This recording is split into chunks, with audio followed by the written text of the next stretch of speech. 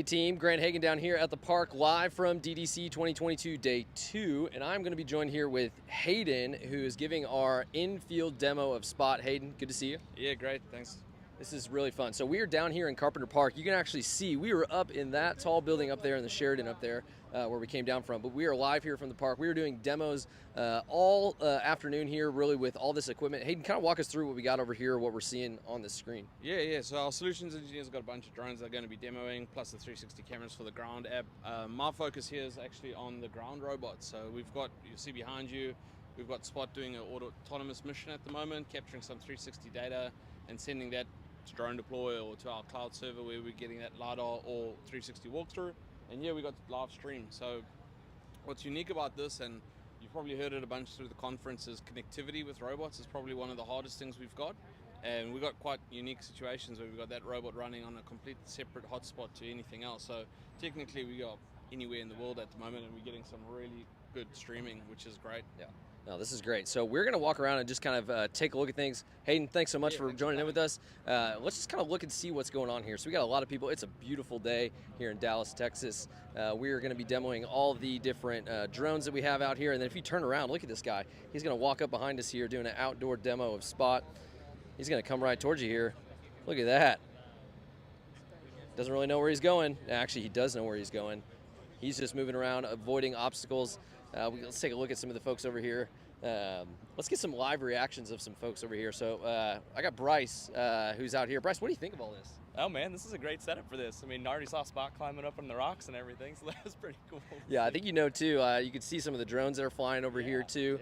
Yeah. Man, this is a perfect day. I mean, gosh, usually it's a hot summer day. Yeah. We're in the fall here. What are you kind of learning out here? What are you kind of hoping to learn just talking with some of these guys? For me, it's good to see the the ground side of things with Spot and everything, because we've been using the drones on our job sites and construction, and now getting to see Spot and how job sites are utilizing that to do ground capture and reality capture. It's really integrating the picture for us. It's great to see how it's all coming together in one platform. Yeah, this is really cool. It is. Spot is just continuing to find ways around people, which is just should show you on a job site that is not going to be a problem. So Bryce, thanks for joining in with us. Have some fun out here. All right, team, we're going to head back upstairs to join me with some other folks up live from the 38th floor. We will see you guys soon. Come on, join us.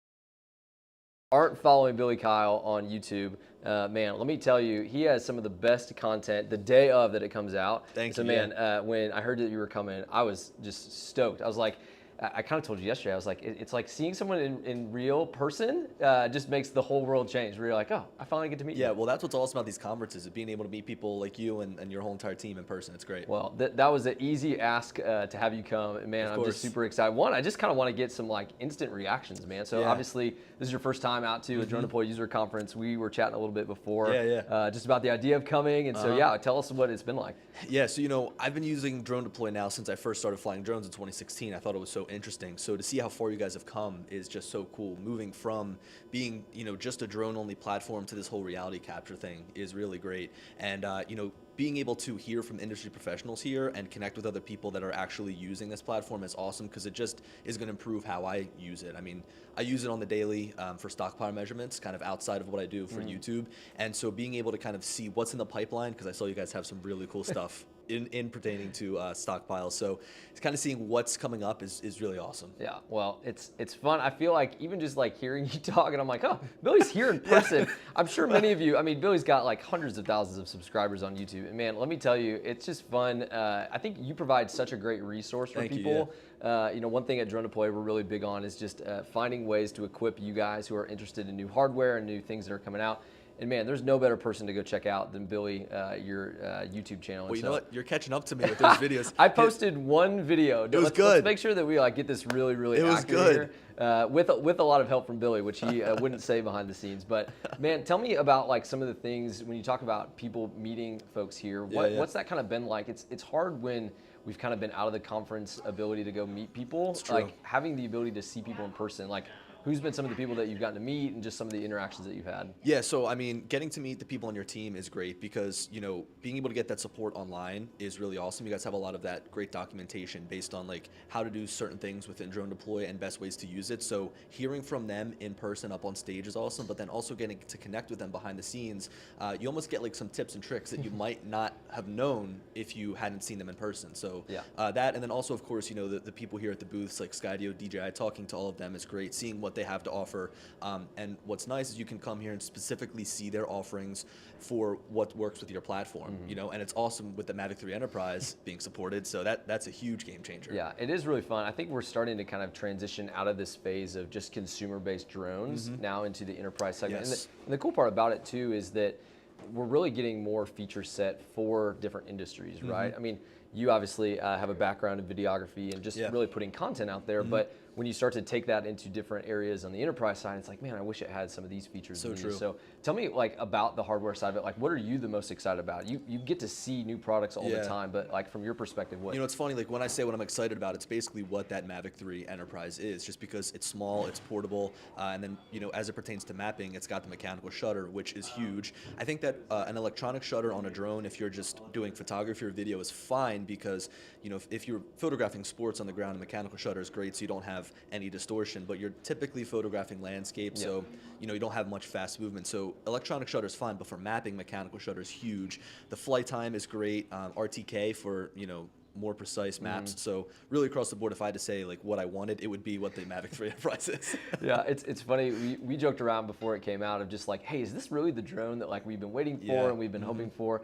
And you know what's nice about it too is they're getting more specific into the use cases that we want to. And so maybe just kind of even off topic, on the consumer side, like what are you kind of excited about too? I mean, there's so many new products that are coming out. Obviously, people come to you for the latest and greatest. So like, what's some of the cool stuff that you've seen? Well, you know what? Something that I'm really looking forward to, hopefully in the future, is like a camera set on a drone, almost like on your iPhone, that you can switch between lenses to get those different focal lengths. I mean, we've been shooting at basically 20 to 24 millimeters for photos and videos with the drone cameras for what seems like years now. That's kind of been the fixed focal length. And now we see DJI starting to kind of play with the telephoto, 7x zoom, but that 7x zoom is just way too far for like really everyday shooting. So being able to potentially have like 2 or 3 lenses on one drone that you can switch in between that all maybe have the same size sensor would be really nice. You know, it's funny. It's a great point to bring up. I feel like the Inspire 2 with the X7 was really like the first drone that came out that said, hey, it's not just the sensor, it's really with the lens that you want to put on top of it. And we haven't really dipped into that on the enterprise side, right? Yes, yeah, and you know, I know that there are some people that will use the Inspire 2 for mapping that will play with those different focal lengths on the lenses with like the X5S. I know that was a pretty big mapping camera. So, you know, they'll play with those different focal lengths, which could potentially change like how many images you need, overlap and things like that. But the biggest issue with that is like, you've got to land the drone to change that lens, right? So if you could just have it where you can flip the button, push a button, and just switch between those lenses, it makes a lot of sense. And that would be great even for like a built-in ND filter too, right? So you don't have to land and swap and change. It's just all done right from the remote. Man, that's so good. I'm curious to hear too, I know you do so much content for the aerial side of it. What about the ground side? So all these, like, it's funny how the consumer 360 camera game has just continued to flood the market up, with, right? with all sorts of equipment. What about that side of it? Like, what excites you about some of this stuff on the ground that it's just unlocking this creative thing on the consumer side, right? But then on the enterprise, like, we obviously get a ton of value out of it too. You know, 360 cameras really are impressive because they've kind of changed the action camera space. Like, everybody wanted a GoPro, everybody wanted just that traditional action camera, but now 360 cameras give you the ability to not even really worry about your framing. Just stick it out there in a space and you'll be able to get something from that video. And it's cool to see Spot walking around with the 360 camera on its back, right? But I'm really liking to see the improvements in that space. The bigger sensors are nice, and I'm just hoping to see some more resolution out of these cameras, because when you want to get that 16:9 frame, you want that to be like a 4K frame. You know, so just more resolution is something that I'd really look for, kind of in that 360 space. But other than that, right, I mean, cameras are just getting so good, like Sony's A1 being able to shoot 8K video. I mean, it's impressive. It's crazy how, you know, I think, so the drone side of it obviously has its own kind of release pattern of like, hey, once every couple years or 2 or 3 years. I mean, Insta, man, they came out with the X2, the X3, the One RS, like, it's crazy how fast that technology has continued to evolve. Agreed. Like, any thoughts on some of the other DJI products too, right? I mean, they have the Osmo Action and some of those things. Like, it's fun for content creators like us that we can really have this like full buffet of different tools to use. But like, I mean, I see your camera over here, like the actual setups, like what is in your tool bag? Because I feel like that's probably a question a lot of people ask you from time to time. Yeah, so really it's Sony A1 with like a shotgun mic on top of it. That's what I use to shoot a lot of my videos. And then from there, when it gets into the drones, usually I carry like the Mavic 3 and the Mini 3 with me, just because they're really the newest drones on the block. The Mini 3 is great because you have the ability to capture vertical photos and videos if you wanted. Mavic 3 is just an all-around beast, you know. And you know, in regards to DJI's other products, it's almost like they take what they're good at with their drones and they figure out how can we make these other things, right? Like how can we make like a gimbal, for example. So you look at the Ronin 4D, and that's really nothing more than just like their Ronin gimbal and their Inspire line of cameras with the Zenmuse camera. So it's cool to see how they take this different technology and then make something that's totally new out of it, like the FPV drone, right? Like they can make this manual FPV drone that has a lot of the benefits of, you know, a Mavic in it, GPS, fail safes, things like that. It's funny you talk about FPV. That is like one of the things I'm trying to get into. And it's funny, I watched your video of when it crashed, and the crew that you had sent out to find it, man. Pilot Institute. It was so funny because I was like, oh, I can relate on so many levels of watching this video. And it's just fun.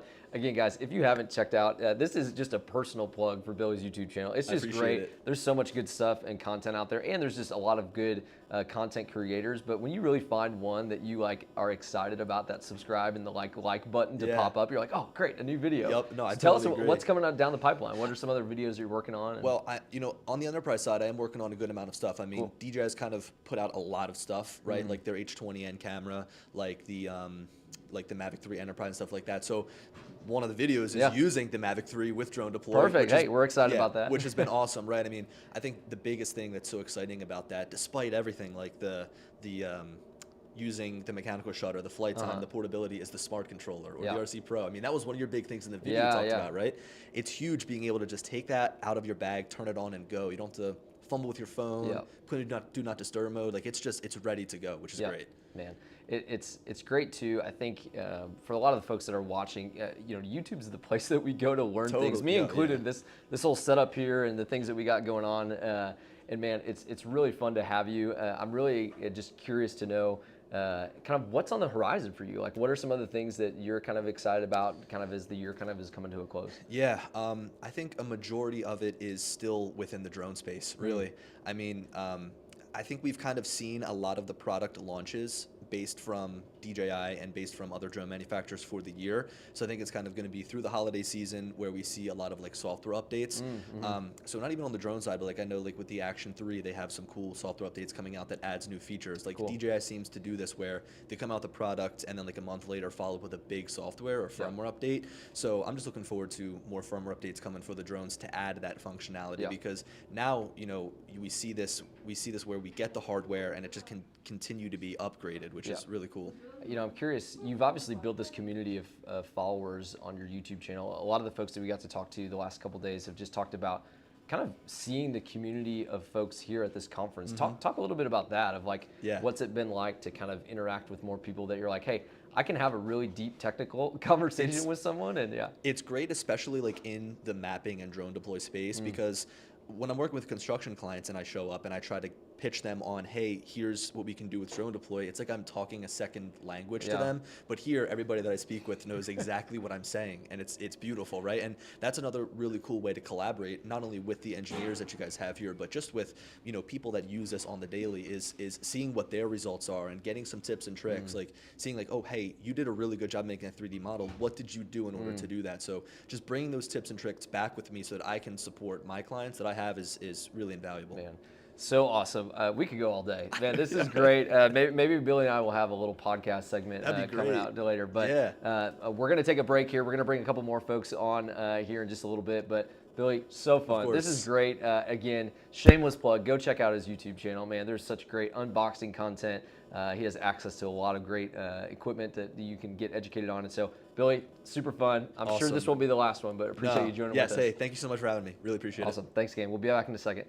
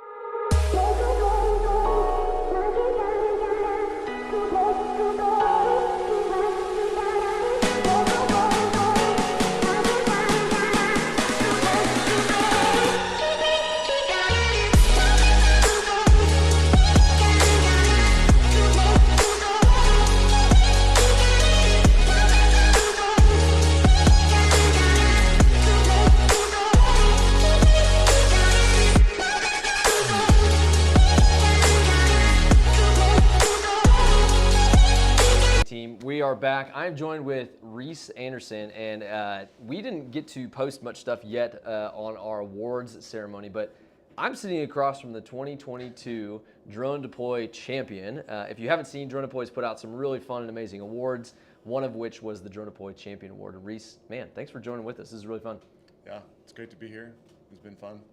Tell us about your experience so far. I mean, what's it been like? Have you been to another Drone Deploy user conference before, or is this your first one? No, so we first did this last year, I think, when you know, COVID was going on. So did a panel at that point, and it was kind of funny because I'm just talking to a screen, and you know, don't have a clue if anybody even ever listened to it. You know, so it was good, and it was definitely like fun to do that. But this has obviously been a lot better to just be a part of everything, and you know.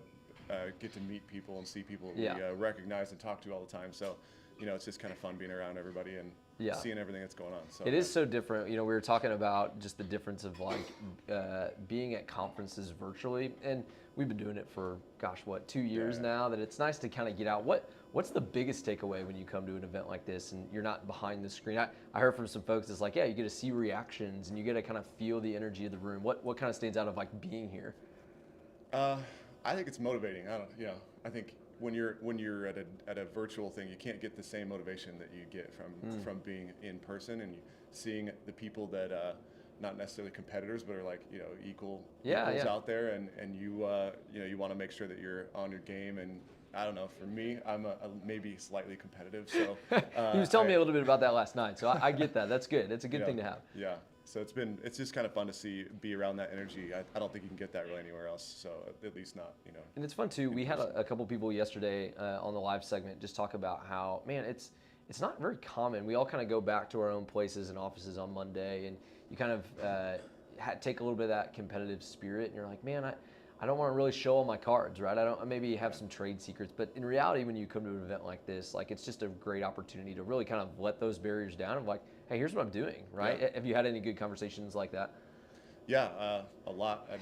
I feel like sometimes I'm like, should I tell people what I'm doing about this or should I not? And I don't know. My approach, I guess, is if you can figure that out, you can figure other stuff out and always stay on your game. So there's no reason not to help other people do better within this company and the program. Mm-hmm.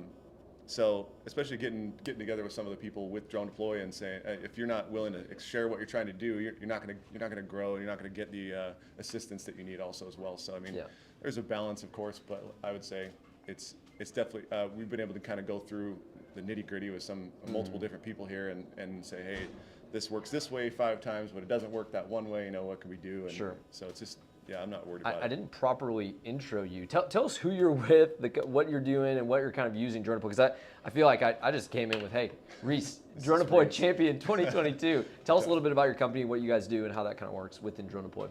Yeah, so we're SCBS, and we are a general contracting firm. We pretty much just deal with insurance claims. We do typically commercial or multifamily large loss claims. So.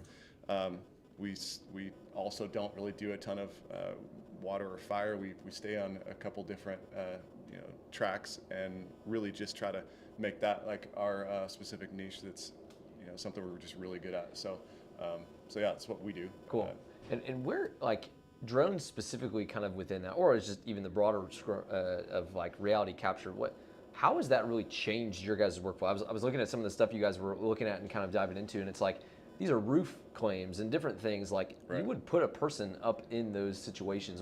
Like talk a little bit about how it's transformed some of the things that you guys have really been able to do. I would say for the most part, it's just all documentation. Like I used to be an insurance adjuster. I used to go out and handle claims, and that's obviously why I kind of migrated on the construction side of things, and then migrated into doing what we're doing now. And why I bring a whole team of people with me, because I just am like, hey, there's a lot of opportunity to be experts and use our experience to help during the claim process. And with that specifically, we're able to use drones to document things in ways that we've never been able to document before.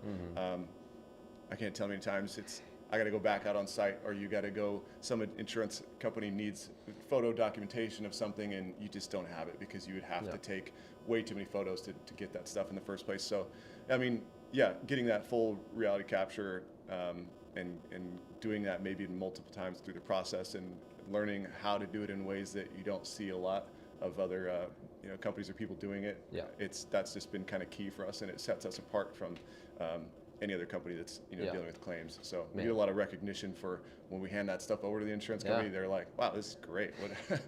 How do we get what you guys are doing? So it's been fun. Yeah, man, that's really one thing Mike talked about at the keynote is just these kind of 3 pillars that we're kind of continuing to build on, which is unification, automation, and intelligence behind kind of where we're continuing to build this program.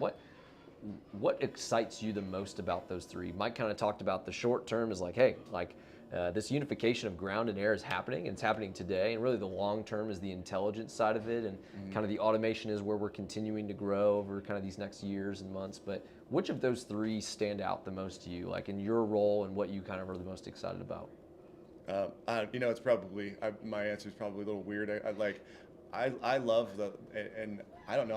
I don't even feel like I'm this type of guy typically, but I love the forensic side of things, and I love understanding like the change over time with whether it's product or whether it's like something that was installed, just the conditions of a property, and there's things that you can take from that you cannot get unless you were to document it properly and take the time that no one else was really willing to take. So taking a proactive approach to everything that we touch has really helped a lot. And what I'm excited about is just all the data that comes with that. And eventually we'll be able to understand how products perform over time even better because we're documenting what they look like year after year and you have thousands of use cases across all the data that you have. So it's that's kind of stuff where it seems boring, I guess, to probably most people, but totally not when boring. I'm able to provide that to somebody, it's forensic, it's science, it's evidence, it's stuff that you wouldn't be able to get unless you went out of the box and said, I'm going to do this, and everybody says, well, why would you need to take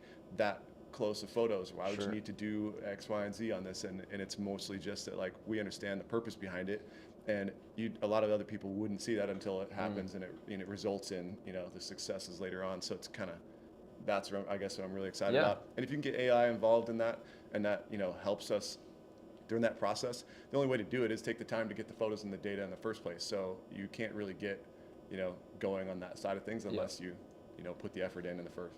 Mike talked a little bit about that yesterday too. Is those three kind of pillars really complement each other, right? Yeah, I mean, you can't do things intelligently if you're not capturing frequently, right? And frequently capture it's just hard, right? Yeah. Without the automation piece, well, it's like, well, you could do that, but you may only be doing it from the air. What about the ground? So they really do kind of all build on themselves, and so. Yeah, it's a really interesting thing to kind of think of. I'm kind of gonna go a little bit to the right here. If DroneDeploy were to change their name, what would we change our name to? Is there anything that you could kind of think? I mean, because people have this like connotation of drones, and hey, that's all you do. Obviously, that's not where we kind of see it. There's a whole gamut of things. But if you were to kind of toss out a new name, what comes to mind? Oh, shoot. I put you on the spot, so that's and I got some other good questions too that I'm going to pull up and put you on the spot too. No, you're good. That's you do. I like it. So I do think the drone aspect is like sometimes people take DroneDeploy and they're like, oh, they just deal with drones, and I see that on forums, I see that on stuff sometimes, and everybody likes to think that they know what is going on, and in my head I'm like, man, DroneDeploy, they'll figure out whatever they need to do to do it right and to be on leading edge. So I don't know, it's TBD. You got a whole other year to DDC until we think of that one. Yeah, no, that's good. Yeah, I have a year till I have to honor my name, So. That's great. Well, Reese, man, thanks for joining in with us. This is really fun. We've been enjoying just talking to folks, kind of getting some behind the scenes reactions of all things DDC Day 2. We are almost wrapping up, so really fun. Appreciate you making the time to come over here and join with us. And so, it's been great. Until next year, you get to hand that trophy off to someone else. Yeah. And so I feel feel like I'll have the name by then, and we'll implement and get it going. So. I feel like we could have a jacket. We're kind of Masters style, where you kind of put the jacket on the next champion. Maybe we'll come up with a good blue jacket attire. So that's good. great. Reese, great seeing you. Thanks again for joining in with us. We're going to bring on our next guest here in a second. And so thanks for joining in with us. Thanks.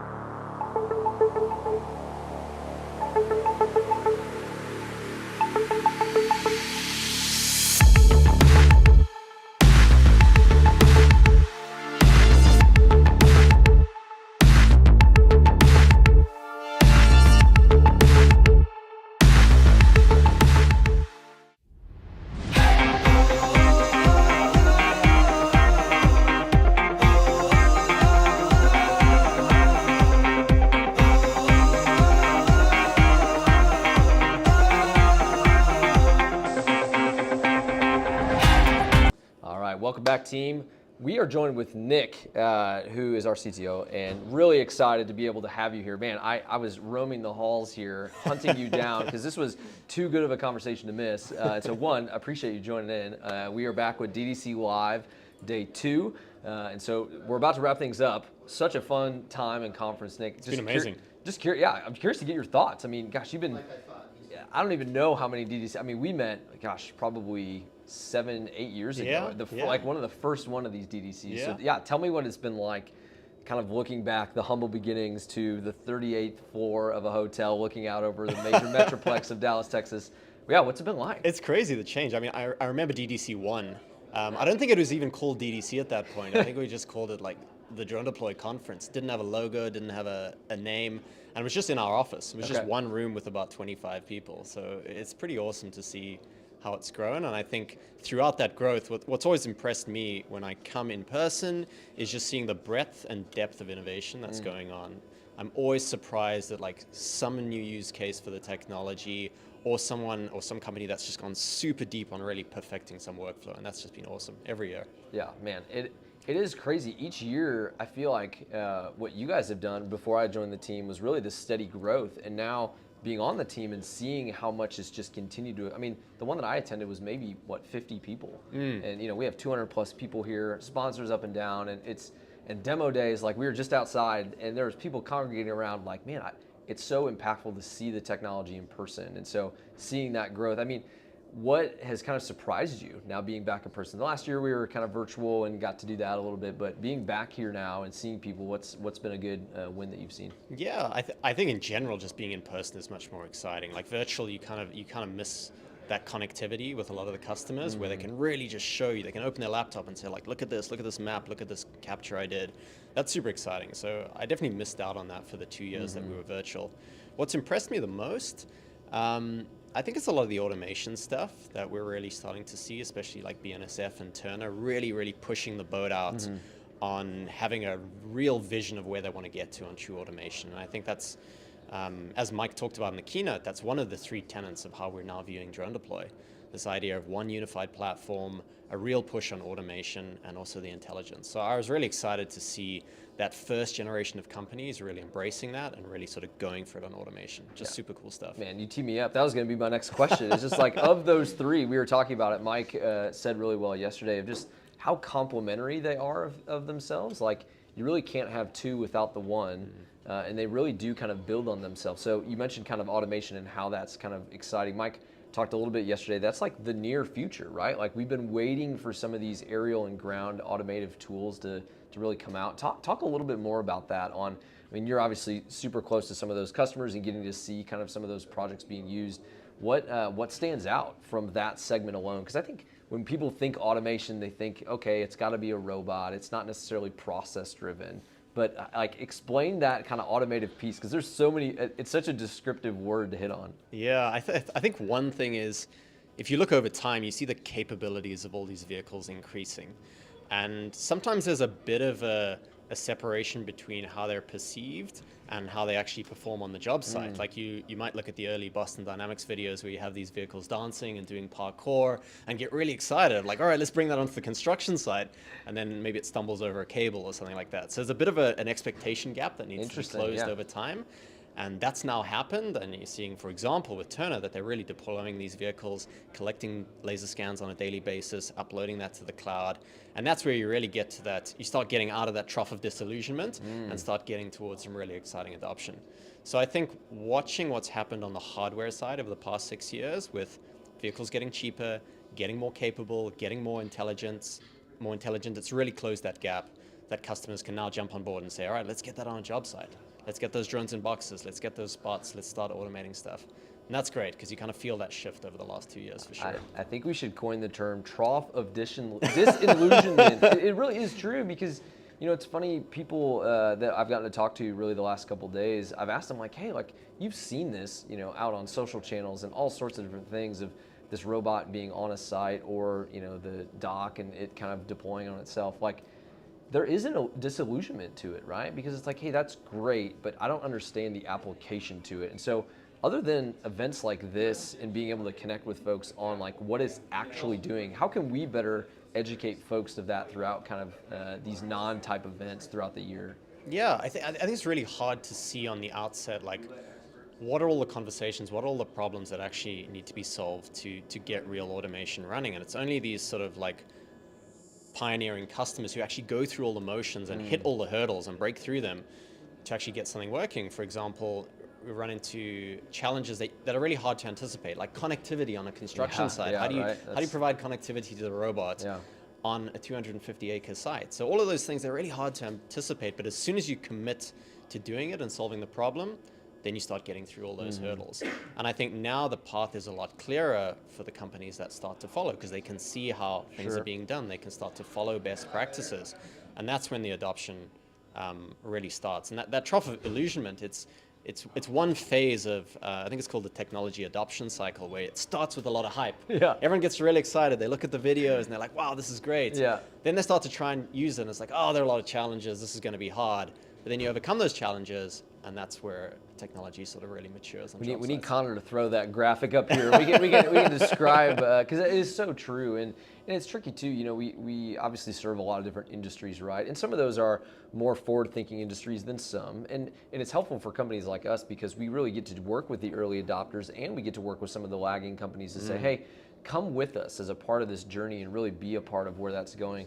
I'm curious to pick your brain too about kind of the non-marketed, well, quite yet, is the DJI dock. I mean, you know, we've talked and have been able to see the automation on the ground through Spot and other robots, but that's like a new one that we really haven't seen yet, right? We always like kind of had this vision of what it was going to look like and how it was going to work, but I mean, tell me a little bit about that automation, because that one just seems to make sense. Yeah, I think the idea of just perpetual operation of vehicles where they can charge themselves and they can do their work uninhibited or unmonitored by a human being, that's a really compelling future, because I think over the last 6 years, obviously the pilot's been an integral part of flying a drone and collecting data, and the idea of automation is not to replace that, but there are going to be use cases where a drone is on a very remote site that's hard to access, or the workflow that the drone is doing is really repetitive, and that's where it really makes sense to have a dock, a battery recharging station, and you can just set that and forget it, and the drone can go and do its mapping missions every day or every hour, upload that data,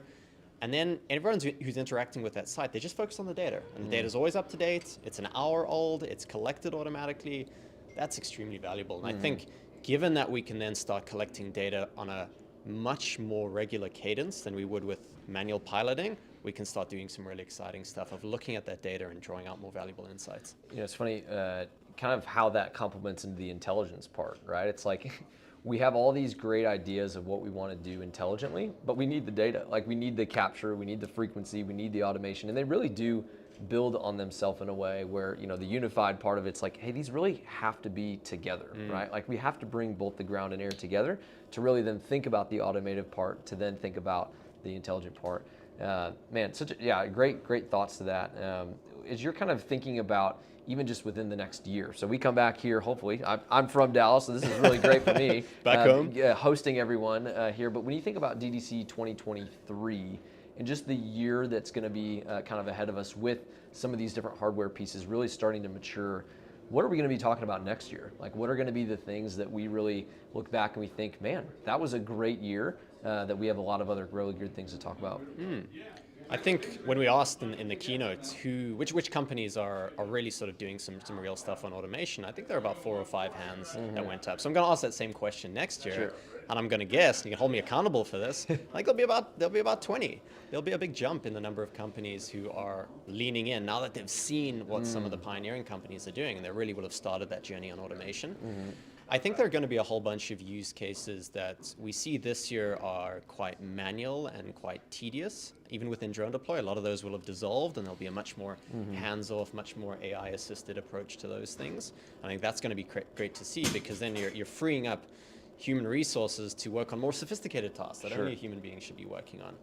And I think a lot of that stuff's going to be related to how we monitor and track progress on job sites, how we sort of consolidate all of that information into one interface as opposed to it all ending up in different places. So I think there's going to be a big step change over the next year where customers are really leaning on and trusting a single reality capture platform to get all their data in one place and make a bunch of decisions and be assisted by AI on a lot of those decisions. Yeah. Well said. I mean, just the jump, what you were saying of like 5 to 20 companies, even down at the park before we were just down here, you know, I was talking to a couple of customers and just prospective folks of thinking about ground robotics, and they're like, man, seeing it makes just such an impact. Yeah, like, for sure. Now that I have the vision, now that I have the people associated with that vision to partner with, you can clearly tell this kind of switch is flipped, where they're saying, hey, now that I can kind of see where this all goes together. I think that's what has been the biggest challenge of being virtual these last couple of years is you don't get that natural interaction. I love what you said. I'm going to open up my laptop, come over here, look over my shoulder. I want to show you what I'm looking at.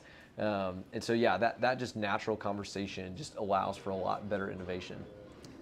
And that's the breeding ground for a lot of the ideas, is like that kind of like camaraderie among customers who are all facing the same challenges or innovating in the same way and sharing those ideas. Yeah, it's hard to replace. Like, I get that there's a place for virtual conferences. A lot of the stuff is more streamlined and prepared, but you kind of miss that serendipity of like co-solving the same problems, which is awesome to see. I mean, I just found you in the hallway working with a customer that's like, hey, that makes sense, right? And it's funny. I've had some I'm going to put you on the spot. I had some folks ask, where's 23 going to be? Where are we going to have DDC next year? I've heard a vote for Salt Lake. I'm sure Gary's going to bring us out to Nashville. That'd be a great spot to go out to. I mean, hopefully Dallas has hosted well. Dallas has hosted amazingly, and I think the best is to come. There's a barbecue at 4 p.m., so I think we're really going to see Dallas shine in about 2 hours.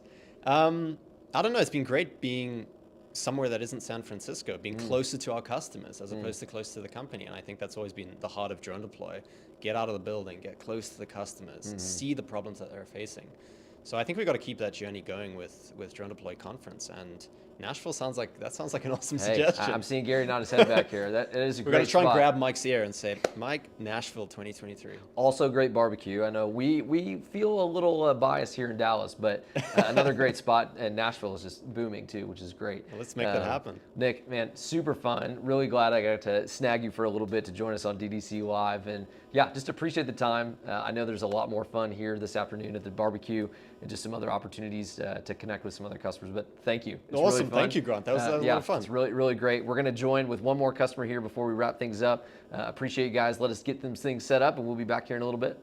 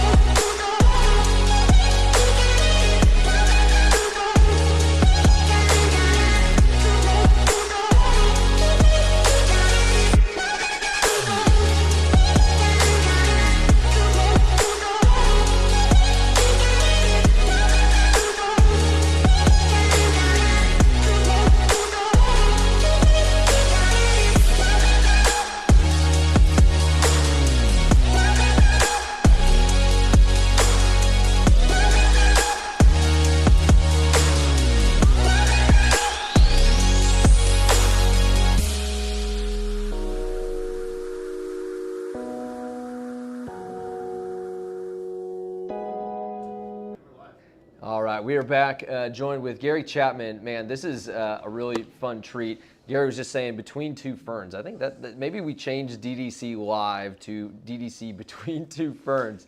What do you think? I was just complimenting nice the backdrop's awesome, right? I'm like, did you guys pack this or like?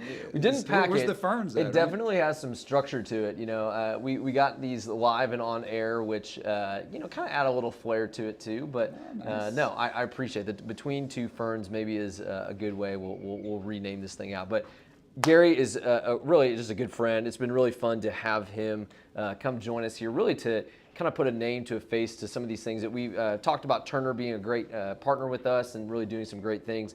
Gary, really, I'm just excited to learn and kind of hear some of your instant feedback and thoughts from DDC so far. It's probably the same thing you've heard from everyone, right? It's so That's great. Okay, keep it coming. So great to be back in person, Yeah, right? yeah. So great to really put a lot of the support that we've partnership over the years now. Mm-hmm. A lot of seeing who is those helpful people that we talk to all the time. That's honestly for me, which is an obvious benefit to everything, right? It's seeing everyone in person, and not only everyone with DroneDeploy, right, but seeing a lot of our people in the industry, right? People in different industries, kind of hearing their stories again, getting back in the conference mode, right? Hearing other use cases to kind of always compare and benchmark where we're at with our own current use cases, right? To make sure that there's nothing that we're missing, making sure we're sharing successes or failures with others. And I think that's just a part of why these type of conferences and events are so impactful. Just again, it sounds cliche, right? But it's just communicating and seeing each other in person, at least sporadically through the year. Yeah. And when you sort of get where you lose your voice a little bit, which is where I'm getting now, that's how you know you did it right. We're right? on day 2. We know a lot of voices are being lost, so it's all good. That's how you know you did it right. Yeah, that's right. And it's been fun too because you guys have gotten to bring a couple other offices here and really kind of try to find some time to connect. What's it been like, kind of having more representation from Turner really across different offices? Yeah, and it's been one of those outside of because DroneDeploy is a common partner we have or common software that we use for everything across our country, right? So to have people from different offices outside, of course, we just had AU last week, right? Getting a lot of FaceTime with a lot of people within our own company. I think we had about 7 or 8 here. I think 4 or 5 locally here, or I think maybe 4 here locally from Dallas. But we had people from our meta sites in Columbus. We had people from me, of course, from Tennessee and Nashville. So we've had a lot of community within our own company, either following us what we're currently doing, or just looking for our feedback that we'll report out to our own people of what's going on here. So everyone can't be at the same place at the same time. But it's always good to connect internally with your folks. Yeah, and it's fun too. I mean, I don't know how I missed this at the top. Another DDC award winner, your guys' team. Talk a little bit about that from, I believe it was the Innovator of the Year. Right? Yeah, we were humbled to win Innovation of the Year. And that was a combination of some of the ground robotics that we've done, some of our meta sites, a combination of just our organizational, how we're creating a lot of just awareness and sharing a lot of success stories.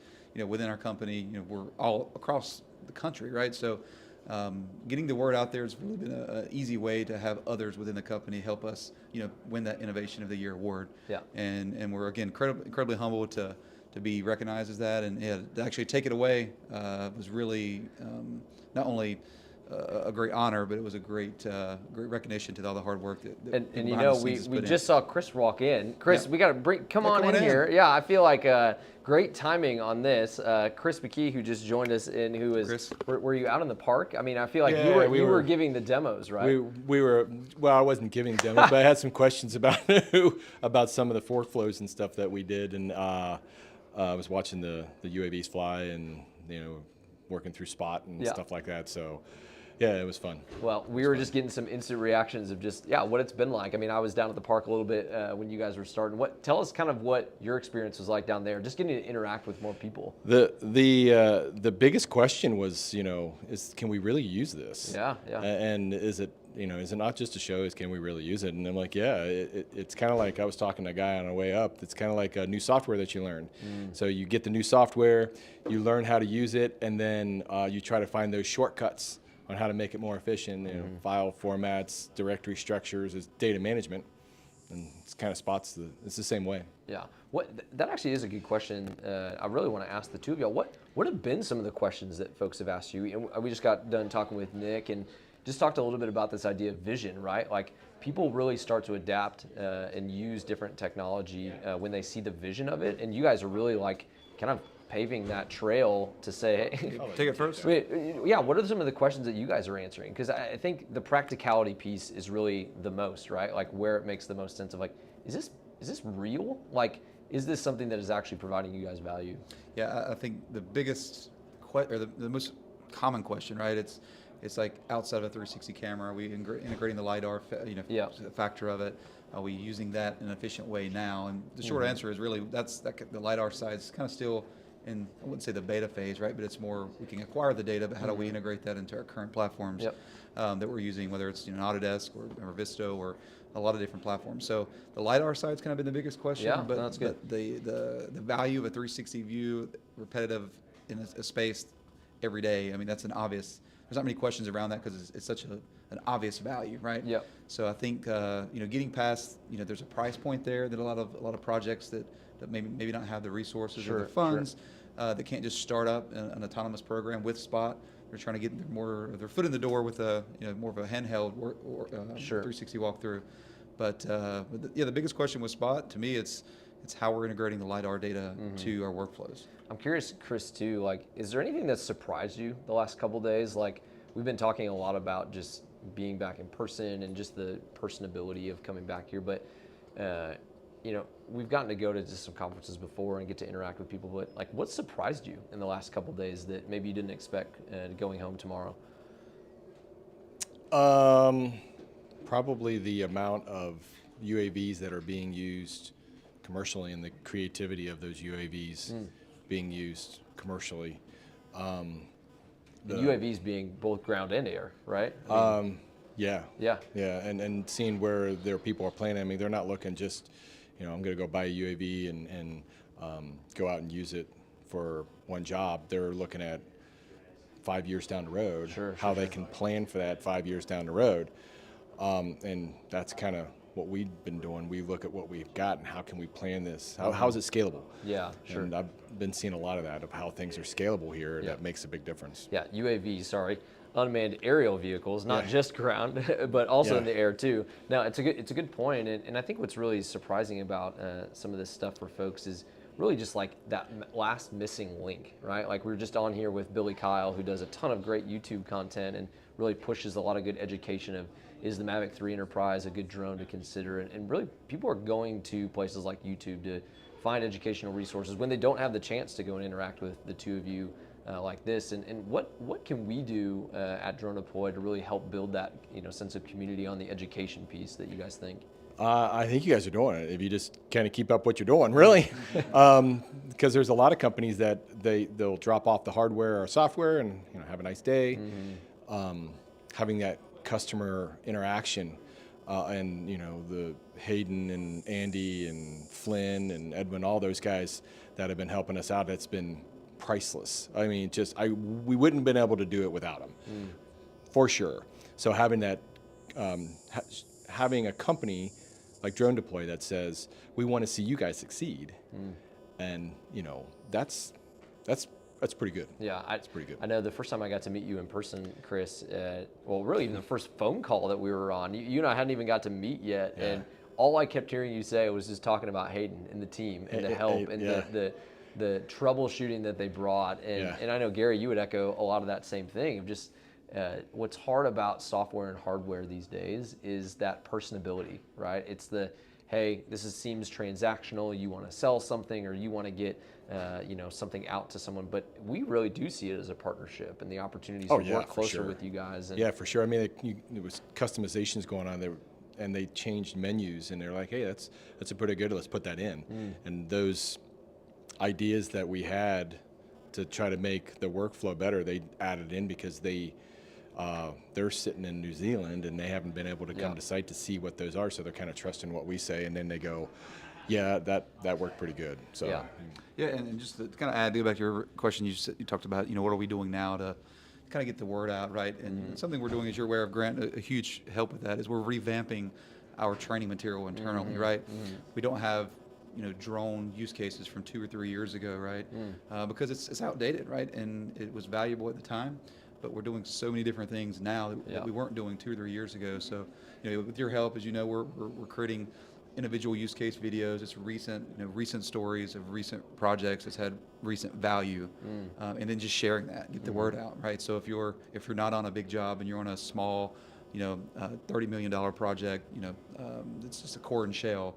You can look at other $30 million projects that were core and shell to see how DroneDeploy assisted to add value to those projects. So revamping our library is something we're doing now, and I'm sure most people are as well. And that's a good point. The reason I want to bring Gary up here is you've probably seen him on some of our videos that we posted up on our YouTube channel, and we just know that's a great resource that a lot of people are connecting with. And again, bringing relevant information. I love what you said too. We talk about being old in drone years, right? And 5 years ago in drone years is like 15 years, and stuff changes, and it changes so fast. And it's just helpful to have some of that content to be able to put up there and to have access to. And really kudos to both your guys' teams, and really giving that access to anyone. Saying, hey, we're learning along the way. It's not something that we just post internally. We want to kind of keep this trade secret. Hey, there's stuff out there that we want to help continue to push the industry with, and you guys are a huge component of that. And we appreciate that level of partnership with you guys, because obviously we're learning and we want to continue to support you guys too. But there's a really big opportunity that you guys are giving other people to be a part of that journey too. So I'm going to switch a little bit here to some questions around where's DDC going to be next year. I know you said Nashville, which I'm a huge fan. I know you're up in Columbus, but that's close, right? We're in the general area. We are, I think, glad to be out of San Francisco, and of course, again, I'm from the Midwest, from the Dallas area, and so it's nice for me. But where is DDC 2023? Where's your guys' vote for? It's Nash Vegas for a reason, right? So, Nash Vegas, that's good. Las Vegas has been a big venue for really a decade or so for some big conference events, and I think it's still a great place to have a conference, and everyone likes good trip to Las Vegas, but I think Nashville is just such a great middle ground. It provides a lot of great entertainment. Everyone loves music. It's Music City, right? Yeah. So a lot of fun stuff to do in Nashville, and hopefully it's centrally located too. It's somewhere where it's not too far away from most everyone. So I think Mike just walked by, so I think he was hearing you talk about Nashville too. Yeah, he'll bring that up tomorrow. We'll put a little, and those guys are big barbecue guys. We somehow convinced them Dallas was it is a great barbecue place. Dallas has been great. Yeah. I mean, I feel like our barbecue tonight, we're going to go out with a bang. So maybe not. We can talk about the competitiveness of Nashville barbecue and maybe some Texas. A whole other conversation. That is a whole other conversation. Change the batteries in the camera because we need a lot more time. That is so fun. Well, guys, super thankful. It's just really fun just to put your guys' content out to more people. We hope this has been a really fun and engaging resource for you guys that are tuning in with us and are watching down the road. This kind of concludes our DDC Live official from our Between the Ferns setup here that we got going. But we're going to be posting some more content really throughout the day, really in our barbecue tonight as people head home and really take a chance to take all this information back with them to the cities that they came from. And so, guys, really thankful. It's really fun to get to chat. Really appreciate your guys' time and appreciate you guys for tuning in with us. And we're excited to really continue to bring more content to you guys, not only at DDC, but also throughout the year. So appreciate the time. Look forward to seeing you on the next one. And fellas, thanks again. Appreciate it. Grant. Thanks, team. See ya.